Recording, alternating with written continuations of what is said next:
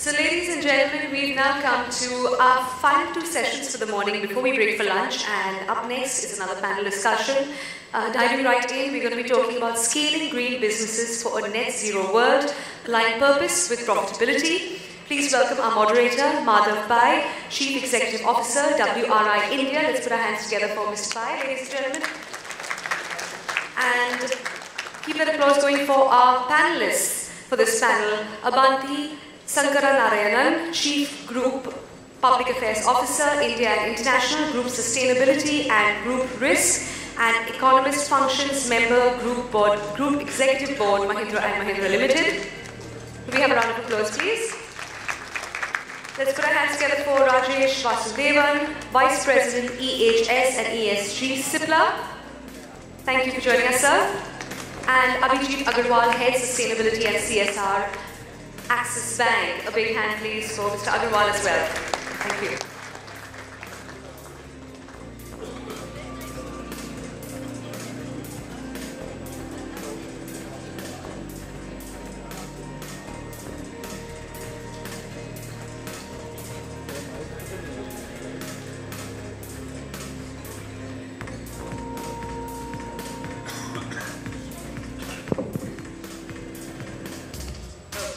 Good afternoon, everyone. So moving on to the next session, and this session is mainly about the conversation on scaling these ideas, and really the broad question, I'll start with you, Abanti, but is how much of is ESG an independent agenda, or how much of it is now mainstreamed into how you think about business? We in the morning talked a little bit about innovation, competitiveness. I mean, that's the other, you're now part of a global sort of economy. So while moving those agendas, are you thinking of really advancing some of these ideas of net zero, etc., much more within all of your businesses, or mainstreaming it within your business? Yeah, thanks, Madhav. So for us, actually, within the Mahindra Group, we see that ESG becoming very closely integrated with business strategy is actually one of the sort of defining characteristics, if I could put it that way. And that all starts from our corporate purpose. Our purpose is all about Mahindra Rise, which means we absolutely believe that only when we drive change in the lives, positive change in the lives of our communities, will we also rise. And therefore, for us, purpose drives profit. We don't see the two as very different. Having said which, what's really driving the mainstreaming of sustainability within our business strategy are a bunch of things. So first is, we've made very bold and in some cases public commitments. And as business leaders, we hold ourselves accountable to commitments that we have made publicly. Second is, we have, on the basis of the commitments, we've charted out a very clear and comprehensive strategy and roadmap for sustainability. So again, that brings a lot of clarity on what we will focus on, what are the timelines, and that helps to really then galvanize teams within the businesses to drive towards that. Third is, we have a global ambition, which is to continue to be global ESG leaders, and therefore we really are seeing that we need to go beyond scope 1 and 2 emissions, waste, water, which have all been very big strengths for us. We've done a lot over the last many years, but that's for us now table stakes. We want to do further and more. And therefore, what it means is we are starting to now look at, let's say, scope 3 emissions, which means you start looking at both upstream as well as downstream. So, for example, emissions and ESG performance of your suppliers in the value chain becomes very important. Building out green businesses becomes very important. And some of these areas, therefore, start really bringing the frontline functions and business leaders into decision-making and action planning. So, it's no longer something that only a small team at each localized manufacturing unit can drive, but now we are starting to talk scope 3, material circularity, building out green businesses entirely. So that then mainstreams the whole conversation. No, I think clearly being a leader in mainstreaming new green businesses, I think, and I think, coming to you, Mr. Vasudevan, I mean, I spoke about supply chains, right? And so, 80% of India's industries in MSMEs. At Cipla, I mean, what are you doing as you think about your supply chains? She also spoke about scope 1 and scope 2 water waste. You do a lot of work around that. So maybe if you can comment on both those things, it would be great. So, let me start with the Cipla credo. It's called Caring for Life. So our main six care. So and C stands for climate positivity, and that's the motto what we made 3 years back, and we took a target of carbon neutral. And carbon neutral is a passe now. I mean, everyone talks of net zero. Carbon neutral is no more in the dictionary of sustainability. So talking about the supply chain, we are a very regulated industry in the sense that we just can't make change like that because there are a lot of approvals which is required from US FDAs and various other international markets which we supply. And that becomes the challenge. So I just can't substitute the raw material, just greener chemistry, because it needs approvals, and the approval takes time. It's not an easy approval that I get approvals within 1 or 2 months. Also, people talk about sustainable packaging. Yes, I am all for sustainable packaging, but whether that is compatible with the medicine which I pack, I don't know.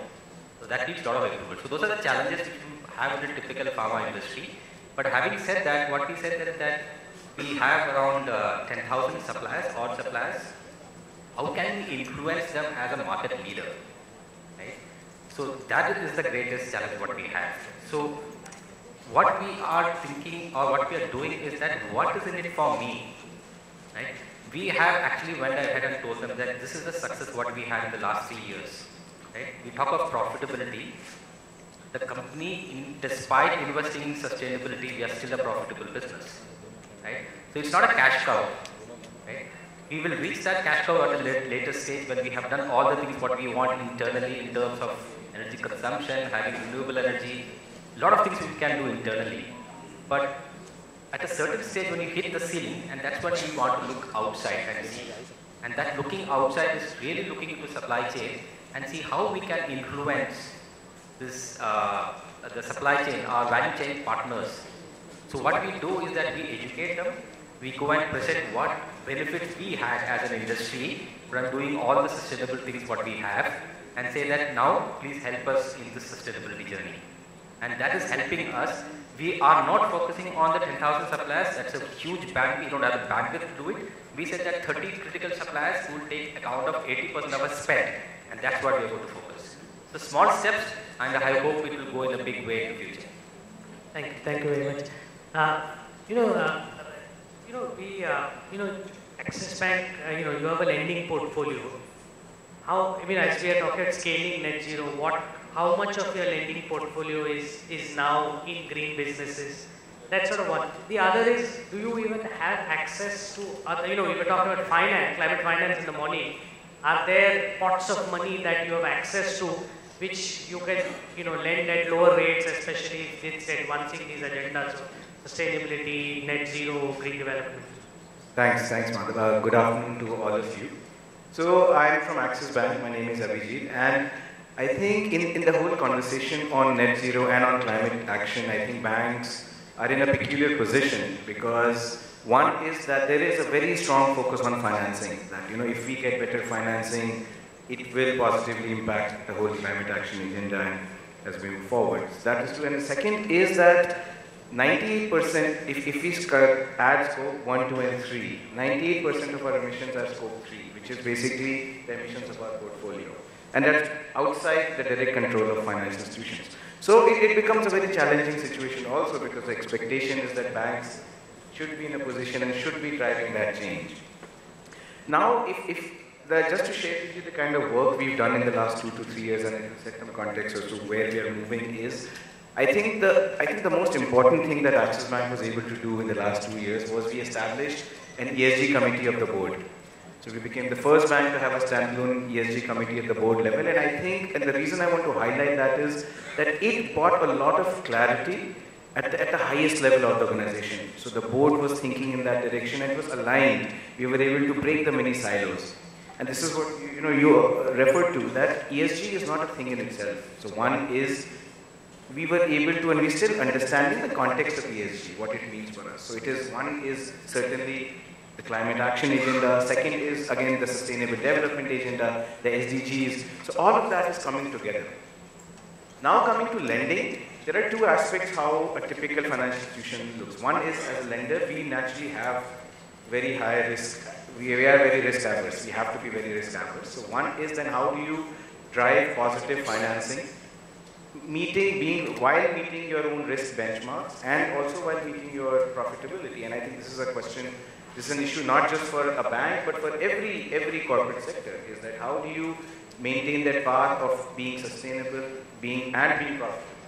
Because we have to be answerable to our investors and to our other stakeholders also.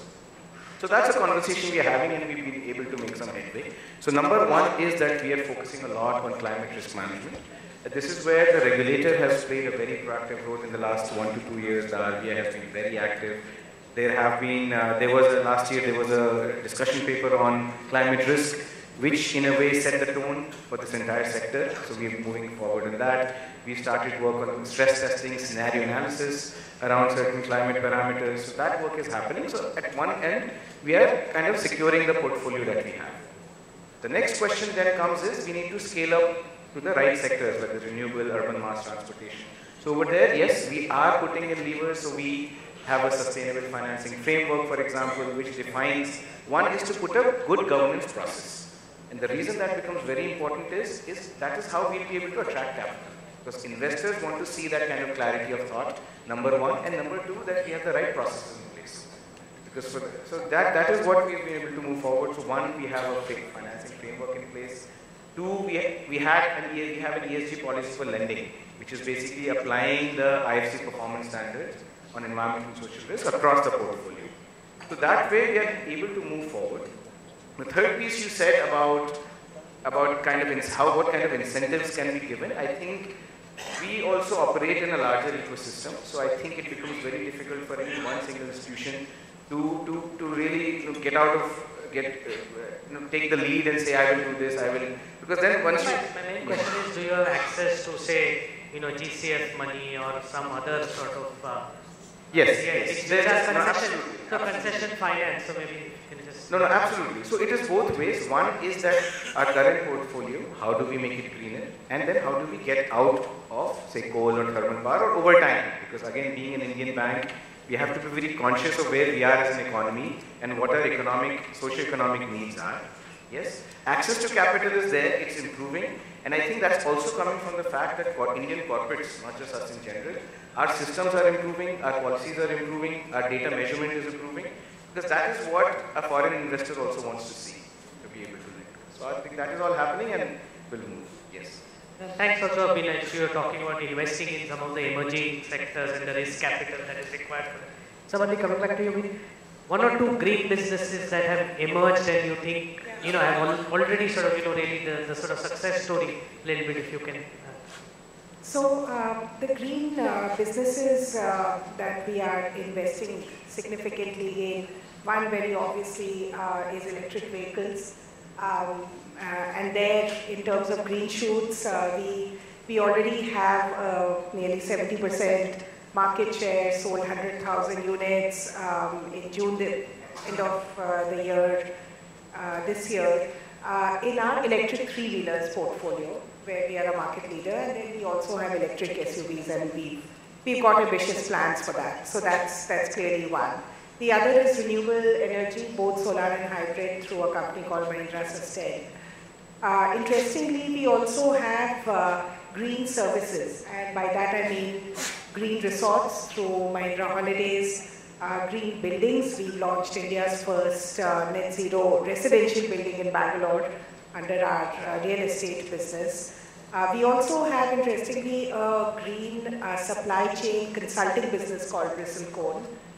And very interestingly, we have a play in electric racing, e-racing. Actually, Mahindra is one of the only Indian companies to own an electric e-racing team.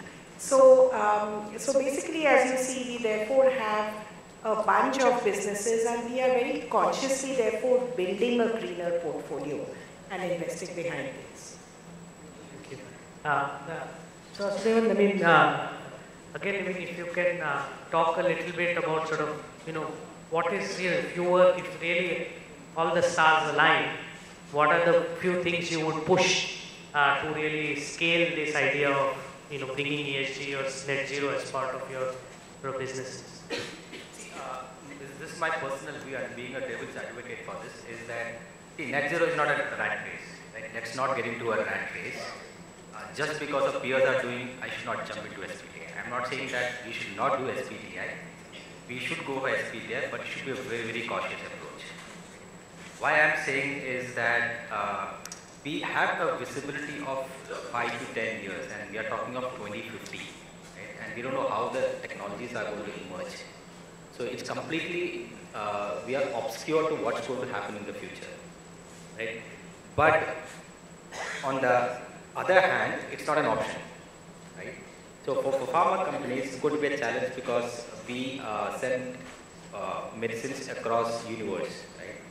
So if I send it to UK, for example, we are the major suppliers to NHS, which is the main medical system over there. So they are asking us that, what's your SBTI journey, right? And they are saying that if you don't reduce carbon, right, you will not be able to bid for any of the hospitals. It's going to get a back pressure on us that we are forced to get into carbon reduction journey. For example, you have this European Union coming in because we sell medicines over there, and we also manufacture medicines for a lot of multinational companies which are based out in the US and Europe, and they're also forcing us, saying that what's your EcoVadis score? What's your carbon decarbonization journey? So in a sort that there is a back pressure coming on us, but we are still I'm saying that we are going to evaluate our decarbonization journey end to end before we are confident enough to say that I'm going to sign for SBTI. Right? So I'm not going to jump into the bandwagon and saying that I'm later on back out saying that I will not be able to do it. Right? But I'm saying that we should, because that's for the interest for the interest of the organization and interest of the country, right? Interest for the future generation. We should, but take it very, very cautiously. That's my view.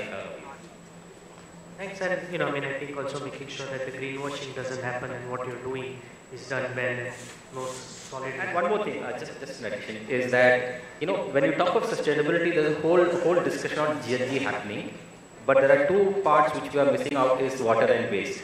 Right? And we can do enough outside our organization in terms of doing watershed programs. So we are doing a huge watershed program in many of the states, and the happiness what you can see in villages is immense actually, and that gives a lot of satisfaction. Right? And waste is a huge problem in our country. We can do a lot of stuff in waste. So the focus also needs to shift from GHG towards water and waste. To a large extent, that also becomes part of the CSR agenda also. So coming to that point, again, as you look at your lending portfolio and now you're saying you have the data, does that help to sort of drive the discussions towards more scaling, more sort of policy issues that you can bring up? No, absolutely, Madhav. Just to clarify, we are far away from that stage, where we can get good data, but that's a conversation, again, we are having with the regulators and with our peer banks also. Because data is what will lead to good decision making, is what I'm trying to get to. We can have all the policies and discussions at strategic level, but this data is then will show us where we need to move. Right? So for example, renewables, right? Even renewables now, the supply chain is coming into question. EV sector, Abanti spoken about. The supply chain is now coming into question. So one is that we need to improve, as a bank, what I'm saying is I would love to be in a stronger position to be able to have those conversations with my portfolio companies on SBTI, on net zero, because then that change is coming from them. So that is where we will ideally want the banking sector to move, and then that data will be able to help us lend. Thank you very much. So with that we'll come to an end. Just really broad points. Scope 1, Scope 2, Scope 3, all is required. I think we have to work with the supply chains. Clearly a point. More and more pressure coming from global markets, and India is going to become a bigger player. Most products, and so really also keeping an eye for that and making sure that you are starting to move your businesses in that direction. And clearly, this is where we need as much support from the financial markets to be able to drive this commercial lending to come in so that we are able to really sort of scale and accelerate this agenda. So with that, thank you very much. A round of applause and thank you.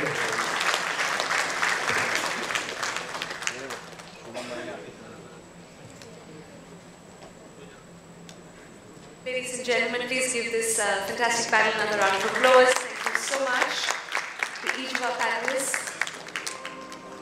And of course, our moderator, Mr. Madhav, thank you.